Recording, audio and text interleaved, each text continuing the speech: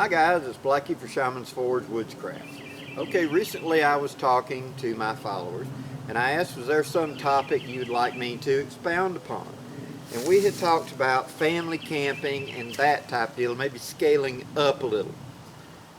So what I want to kick that off with today is a little bit of wisdom on coolers and how they should be utilized in the camping setting.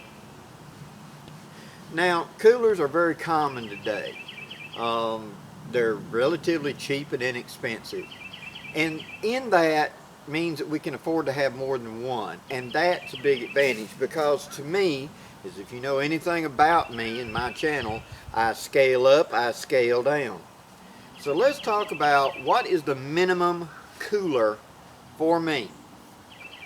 Well, usually for just me on a weekend or a 3-day camp out, something about this size is all I'm going to carry.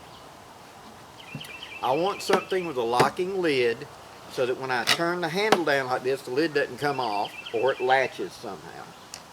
And I want something that's big enough that I can put the amount of food that I want to carry in it and have a little bit extra.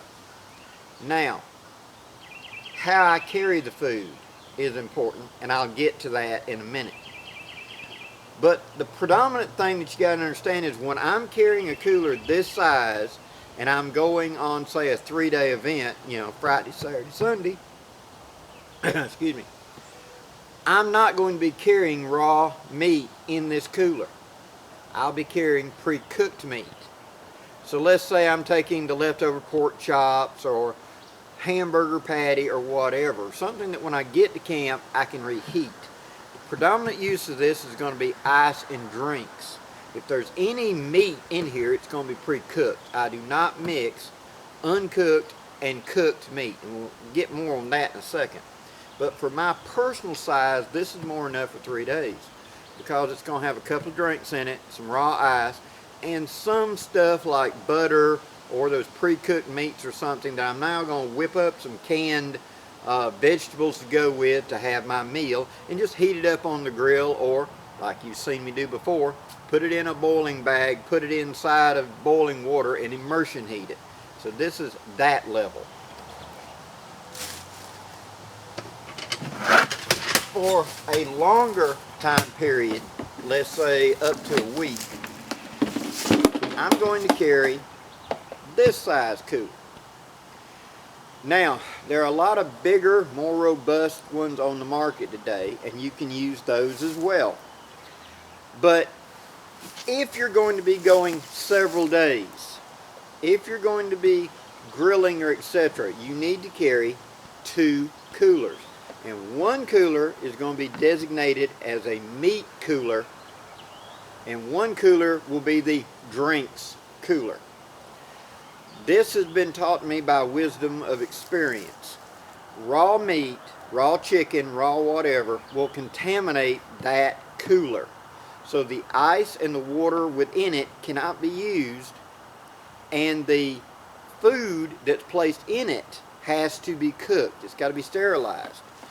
I was on, for many years, I did living history like I've said before, and I was at the Southeastern Rendezvous one year, and we were putting on the event, and we were acting as dog soldiers, and we were going around the event on a patrol, and I had just got back, and as I'm literally walking up to my camp, the only thing in the universe I wanted was a tin cup full of ice water. I was just dying for it. Well, as I reached the front flaps of my tent, an emergency call came in. A lady had hit herself in the leg with an axe. She was inexperienced. An axe had glanced, she had hit herself in the leg. One of the members of our group was a paramedic. He turned around and said, I want you to go with me, with me to go with him. So I stepped in the tent, snatched open the cooler big enough, just plunged my arm in the cup into the water, came out, I'm chug-a-lugging ice and water, and I set the cup down and went with him, went to the next call. The young lady was okay. But what I had done in my haste was I had grabbed the wrong cooler, and that cooler had raw chicken in it. Yep, raw chicken blood in the water. I didn't taste it, But a few hours later, whenever that food poisoning hit, I guarantee I knew it. So always run, if you're going to have raw meat, 2 different coolers. Now, I don't have my meat cooler right now. It's at a family member's house. But I designate on top of that cooler is a big black X. That way I can look at it and tell that's a meat cooler. Okay? The procedure for cleaning that cooler, when I get home, I will take a good strong solution of bleaching water, and I will wash out the entire interior of it, giving that, say, 2 to 5 minutes to work. Then I will hose it out, and I will follow it up with standard dishwashing liquid, clean it very good, rinse it out again, and allow it to dry. I will store it with the lid slightly ajar so it does not condense any moisture inside, etc. And I normally store my coolers on their side, slightly cracked open. When I go to utilize that cooler to go on the camp out, I'm going to take the cooler, do the same procedure again, cleaning it up and getting it ready. Now let's say that we're going on this weekend, we're leaving on Friday, and we're going to this event, we're going to be gone for a week. On Monday, I'll make sure all the meat that is going has been prepared and set up, cut up, whatever I have to do, so that when I get to camp, I can just grab it and go. I will then put it into the freezer and freeze it solid, the stuff that's going to be several days before I utilize it. Once it is frozen solid, it will be wrapped with aluminum foil. Then I'll wrap it like 2 layers of newspaper, and then I'll put that into a proper size Ziploc bag to go into here and label it on the outside. The aluminum foil will help, and the paper helps that when it's thawing out or acts as insulation. So if I'm losing my ice a little bit or whatever, any condensation that starts will be collected by the paper rather than being against the meat. Okay? I have found that's one of the most effective ways for me to carry it. In my other cooler, depending on what I'm doing, the same size cooler, will be my drinks and my other things, like my cheeses, my stuff that is ready-made, and I'm just going to grab it. If I'm going to be carrying cheese, let's say a block of cheese, I pre-cut it up at home into, pretty good sized blocks. That way I just want something for a sandwich. I open up the cooler, I snatch out the meat, I snatch out an individual out of the Ziploc bag of the cheese. I got my bread and my stuff, I make it up. I don't leave a cooler open very long. Something that was taught to me that I have used as a very good mindset is when you open that lid, imagine a radio goes on full bore and is loud. That type deal. Close it as fast as you can. Don't stand there and go, you're wasting ice. You're going to let the environment. I live in a very hot, humid environment down here at the south, and it's tough, okay? So, with the coolers, the thing that you got to be in mind of is separate meats, separate jobs whenever possible. If my drink cooler, which this is my drink cooler, I will carry lunch meats and prepackaged. I will carry stuff that does not require to be frozen, but it's fully cooked foods in here with drinks and ice. Once a day, I slide the cooler out from the tent or wherever it is. I pop open the drain plug, let out any accumulated water, and add fresh ice to the top if I have a source of it.